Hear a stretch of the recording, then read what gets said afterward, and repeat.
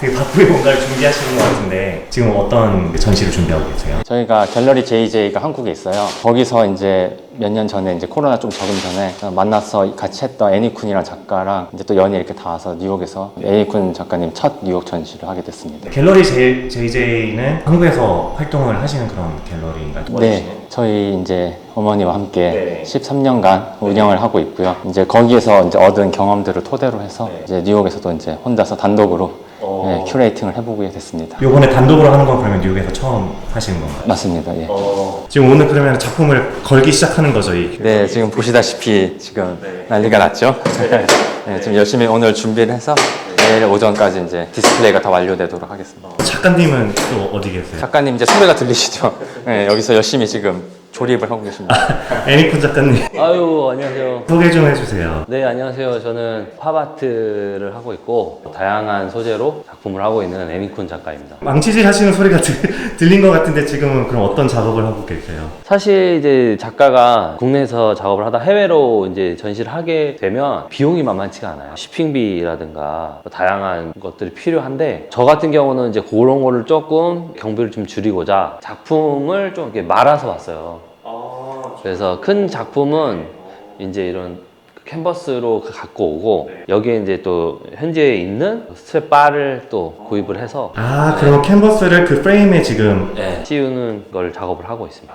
근데 저렇게 말아서 와도 뭐 작품에는 크게 손상은 안 가는 거. 그러니까 뭐 다양한 재료를 쓰는 특수성으로 있는 작품들을 빼고는 또 작품을 또 가져올 수 있으니까. 잠깐 이 그림이 요번에 전시하시는 그림 중에서 가장 큰 그림인가요? 네네, 이게 이제 가장 큰 작품 중에 하나죠. 이거는 어떤 기법을 사용하셨어요? 요거는 이제 아크릴 페인트라고 해서 수용성이에요. 유화 같은 경우는 기름, 오일을 쓰는 건데 물이랑 섞어서 쓸 수 있어서 아크릴화라고 하는 건데 예전의 기술로는 이제 유화나 이런 것들을 선호했는데 아무래도 유화나 이런 것들은 작업이 이제 좀 까다롭고요. 쓰기가 어려운데 요즘에 많이 아크릴화로도 하고 있는 추세예요. 어떤 영감으로 이 작품을? 요게 이제 에어조단 이제 시리즈인데 뭐 간략하게 설명을 해드리자면 중학교 때 처음 산 나이키 에어 조단이에요. 그래서 이거 호기롭게 이거를 신고 이제 학교를 갔어요. 가는 도중에 공원에서 어떤 형들이 따라오라고 하더라고요.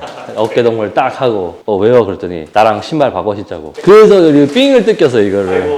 처음 신고 가는 날. 색깔도 그렇고 되게 엄청 레전더리한 그 신발이잖아요. 그때 당시에는 진짜 엄청 비싸고 정말 좋아하는 운동화인데 그래서 그때 아픔이 기억이 남아서 작품으로 이제 그리고 작가님의 약간 특유의 그런 시그니처 같은 저런 로봇들도 안에 들어갔고 되게 예쁜 것 같아가지고. 이 로보트는 저의 페르소나를 나타내는 거고요. 이 로보트는 이제 저를 상징할 수도 있고 대중적인 한 인간 그런 것들을 로봇을 통해서 로봇을 투영을 해서 인간의 감정이나 생각들을 작품을 표현하는 수단으로서 쓰이는 로봇이 될 수도 있고요. 또 제가 어릴 적에 추억에 가지고 놀던 장난감, 아버지 혹은 산타크로스 할아버지가 선물해줬던 첫 번째 장난감, 뭐 그런 많은 의미를 내포하고 있는 그런 주제 중에 하나예요. 지금 브렛님은 그림을 배치하고 계신 거세요? 예. 어떤 식으로 배치를 해요, 이 그림은?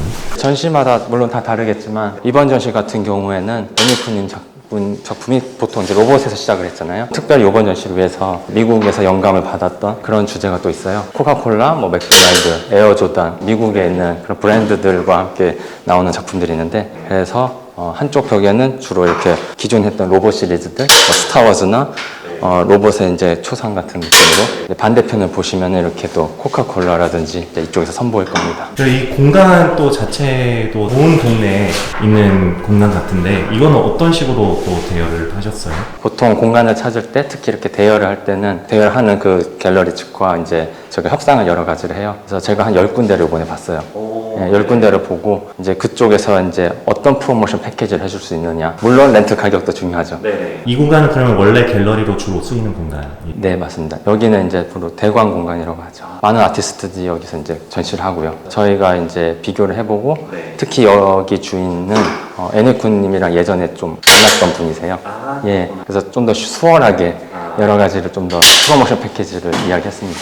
제가 홍대 미대를 나왔어요. 그래서 전통적인 방식으로 공부를 했었고 그래서 이제 초기에는 이제 극사실화, 인물화 배웠던 것들을 작품화해서 전시도 열고 했었는데 그게 제 몸에 맞지 않은 옷 같은 느낌이 들었어요. 그걸 되게 탈피하고 싶었는데 우연히 이제 일본 나오시마 섬의 예술 섬을 간 거예요. 그거 일본의 나오시마 섬은 철강석이 이렇게 발전했을 때 그게 이제 쇠락하고 그 섬이 버려졌는데 기업가들이 이제 거기에다가 이제 예술 섬을 만들었는데 특이한 점이 거기에 이제 한국 작가인 이우한 작가의 갤러리가 있었던 거예요. 그래서 제가 거기서 전시를 봤는데 굉장한 영감을 받았어요. 뭐 다들 아시겠지만 이우한 선생님의 작품은 큰 캔버스에 점이 하나 딱 찍혀 있고 굉장히 많은 의미를 내포하고 있는 사실은 이제 뒤늦게는 알았지만 그냥 작품을 보는 순간에 굉장히 큰 깨달음을 얻었어요. 그게 뭐였냐면 저는 이제 전통적인 작품을 했지만 뭔가 꽉 차여진 그러니까 뭔가 인위적인 한국의 교육 미술 제도에 틀에 박혀서 있는 그런 그림들을 그리고 있다는 거를 이완 선생님의 작품을 보면서 무너진 거죠.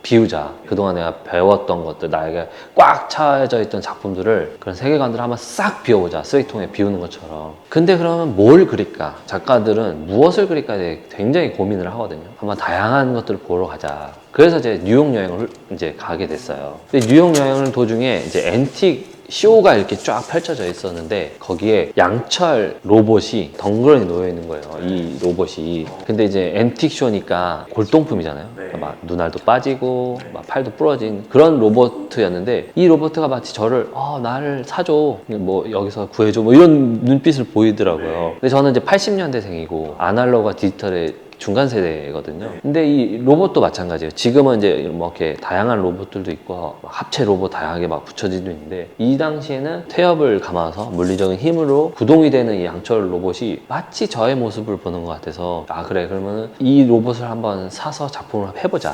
그래서 그 로봇을 뉴욕에서 사와서 한국으로 가져와서 작품을 해봤어요. 이거를 작품을 해서 싱가포르 아트페어에 출품을 했어요. 6점을 출품을 했는데 그 첫날에 솔드아웃이 된 거예요. 그래서 이게 사람들의 공감을 불러일으키는구나. 제가 그동안에 이야기하고 싶었던 것들은 이런 식으로 표현을 하면 되겠구나 라고 생각이 들어서 그때 이제 이 로봇을 주제로 이런 소재로 버려져 있는 것들 앤틱이라는 그런 소재를 한번 활용을 해서 작품을 해보자. 그래서 이제 틴토이라든가 뭐 예전의 물건들 그런 것들을 미키마우스 뭐 잡지라든가 코카콜라 예전에 뭐 그런 스타일의 간판이라든가 이런 것들을 소재로 작품을 하고 있었죠. 그러니까 가장 개인적인 스토리가 담겨져 있는 그런 그림들이 어떻게 보면은 대중들한테 가장 사랑받는 또 그림이 됐네요. 그러니까 예전에 뭐 어떤 것들이 유행이더라. 뭐 예를 들면 극사실화가 유행이더라. 그런 것들을 쫓아서 그렸던 저였는데 내가 좋아하고 제가 사실은 스타워즈를 되게 좋아해요. 그래서 막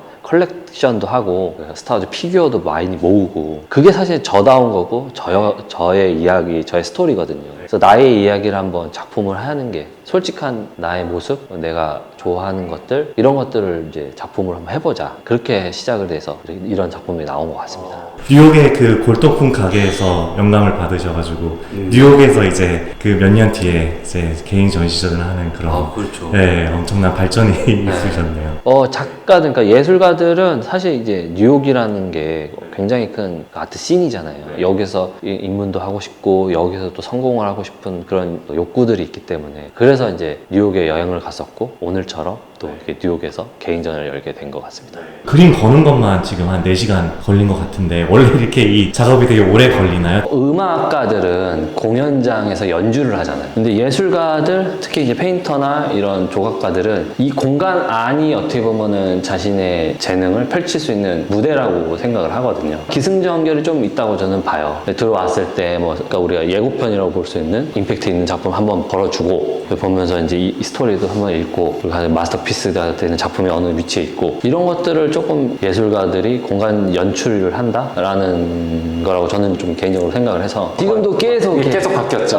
이것을 뭐 사선으로 둘까 아니면은 직선으로 둘까부터 해서 이것도 이제 어떻게 보면 역동적인 느낌이 공이 이제 이렇게 바운딩되는 느낌도 낼 수도 있고 그리고 이제 전시 오프닝이 4일 남았나요? 이제 어떤 심정이신지 떨리시는지 떨림 당연히 있죠. 떨리는 것도 있고 그리고 저도 제 개인 개인적으로 처음 이렇게 뉴욕에서 단독 큐레이팅 하는 것이고, 그리고 제가 정말 좋아하고 오랫동안 봐왔던 애니쿤 작가님이 뉴욕에서 이제 자리를 잘 잡을 수 있도록 제가 이제 큐레이터로서 역량을 잘 충분히 발휘해야 되니까, 예, 그런 거에 대하면 이제 떨림 혹은 이제 약간의 걱정도 있습니다. 많은 분들을 초대하셨나요? 네, 제가 최대한 할 수 있는 만큼 정말 열심히 했습니다. 네.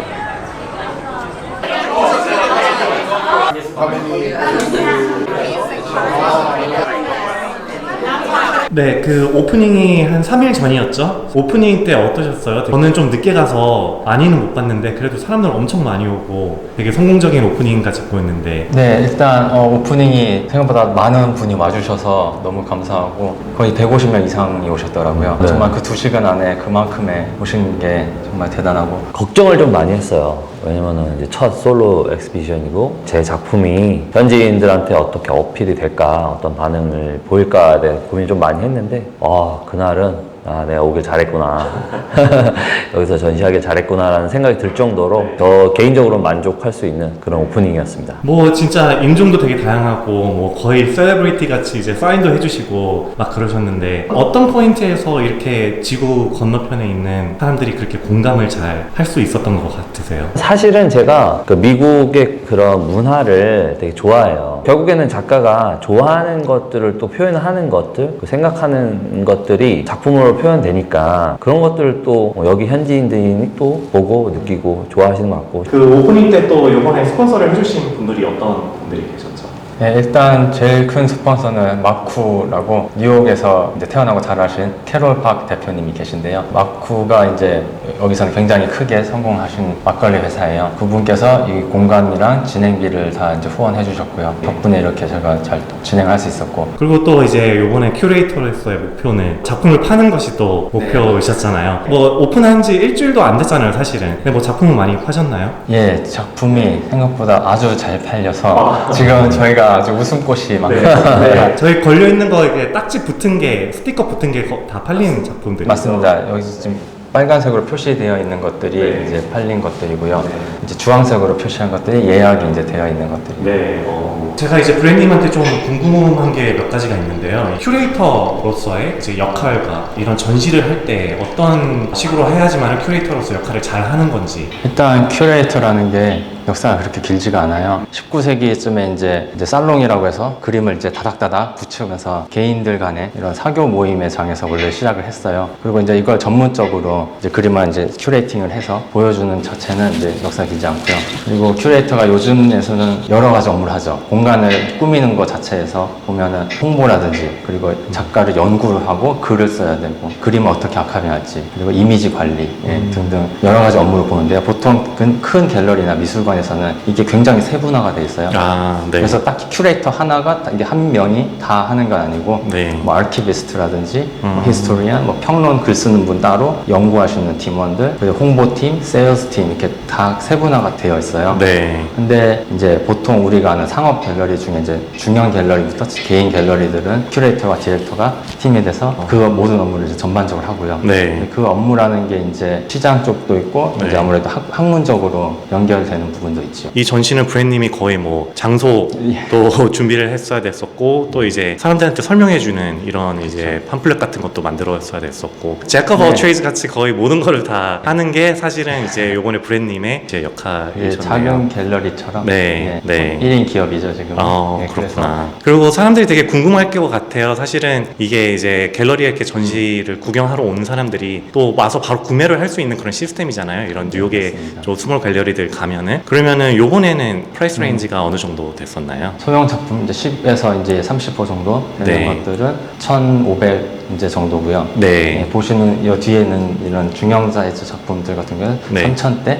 네. 그래서 전반적으로 2,000에서 9,000 사이라고 보시면 됩니다. 그러면은 이제 또 계속 작품의 그 밸류, 시장에서의 밸류를 관리를 하셔야 될 것 같은데, 그런 거는 어떻게 이제 큐레이터로서의 역할은 뭔가요? 우선 갤러리에서 이제 가격을 책정할 때 한국에서는 보통 이제 호당 가격제라고 하죠. 이제 신입 작가가 처음 데뷔를 할 때 일단 보통 10호 굉장히 작은 뭐 54에 30, 43 정도 되는 사이즈예요. 보통 10만 원 1호당. 네.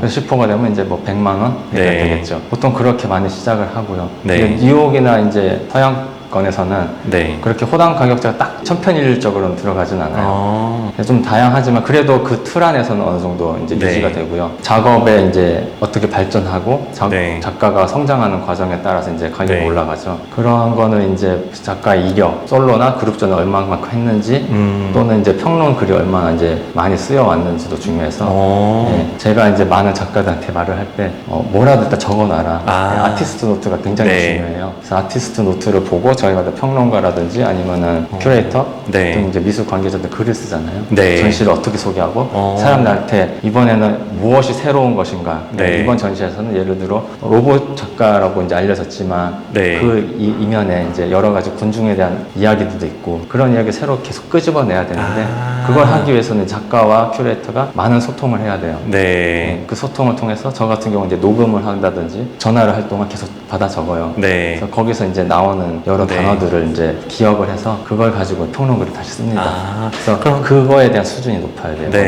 정도. 그러니까 작가님이 하나의 마케팅을 뭐 큐레이터로서 해주는 거예요. 이 시장에서 그런 네. 식으로 한다고 생각을 하면 될 것 같네요. 그러면. 예, 그리고 그 글을 쓰고 이제 전시 수준이 높아지면은 당연히 네. 또한 또 컬렉터들도 더 좋은 분들도 많이 오시겠죠. 네. 평론가들도 좋은 분들도 더 오시고. 그러면 앞으로 또 이제 애니쿤님과의 관계는 계속 될 거라고 저는 이제 생각을 하는데 애니쿤님이 이제 작가님이 조금 더 이제 네. 발전하도록 어떻게 도와주실 계획이신가요? 작가분이 성장을 하려면은 작가분의 당연 역량이 가장 중요하죠. 셀프 복제가 아니라 예, 계속 새로운 걸 찾아내고 어떤 레이어를 계속 얹어 나가면서 작품에 특히 회화 작가시기 때문에 회화에서 어떤 것을 더 이제 미술계에 이제 말을 해주셔야죠. 그리고 그것을 잘 캐치를 해서 전시로서 잘 소개를 해야 되고. 그리고 세 번째로는 오시는 컬렉터 분들도 되게 중요한 게 컬렉터 분들 중에서도 이제 사고 바로 되파는 분들도 계세요. 아, 그래요? 예. 그래서 그거를 네. 저희고 이제 갤러리에서 그래서 구매를 하실 때 어떤 네. 갤러리는 이제 1년 혹은 2년 혹은 3년까지도 해서 리세일이 금지되어 있는 곳도 있어요. 아, 그래요? 네. 그렇게 자꾸 이제 작품을 빠르게 되팔면은 옥션에 네. 자꾸 나온다든지 아니면 이제 샀던 걸 바로 이제 다른 뭐 개인 간의 거래라든지 네. 계속 자꾸 이렇게 되팔면 시장이 교란이 돼서 음. 예, 작품의 밸류가 떨어지는 경우도 허다합니다. 아, 그렇구나, 오히려. 예, 그래서 컬렉터의 역할도 굉장히 중요해요. 아, 그렇구나. 큐레이터로서 이제 작가와의 대화 그리고 네. 컬렉터와의 그 관계 그걸 네. 잘 유지해야 되고요. 이제 네. 그런 면에서 이제 뉴욕에서 네. 예, 저를 또 많이 후원해 주셨던 이제 다른 여러분들이 네네. 계세요. 네. 예, 그분들이 고맙게도 이번에 많은 작품들을 네. 이제 구매해 주셨고 네. 그분들이 이제 정말 신시얼한 네. 예, 제대로 된 컬렉터 분들이셔서 네.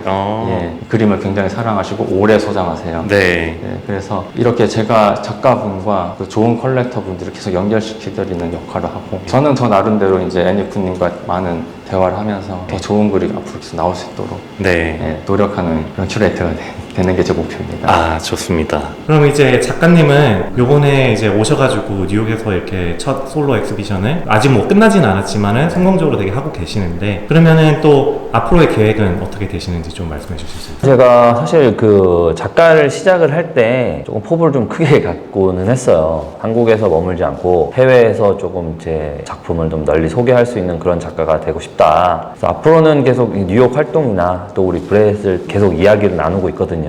일주일밖에 되지 않았는데 작품도 많이 팔렸다는 거는 사실 제가 생각했던 기대만큼 여기 있는 관람객이나 또 컬렉터들이 또 작품 되게 많이 사랑을 해주시는 그런 반응이 느껴져서 앞으로는 더 열심히 작업해서 또 좋은 전시를 많이 보여드리면 좋겠다라는 생각을 해서 제가 지금은 이제 조각이나 이런 스컬프처를 이제 많이 못 갖고 왔는데 다음번에 왔을 때는 좀 더 다양한 작품의 스펙트럼을 좀 보여드리면서 제 작업을 좀 알리는 계기가 됐으면 좋겠습니다. 좋습니다. 네, 두 분 이렇게 인터뷰 해주셔서 너무 감사하고요. 이렇게 성공적으로 엑스비션 진행하셔가지고 너무 축하드리고요. 네, 감사합니다.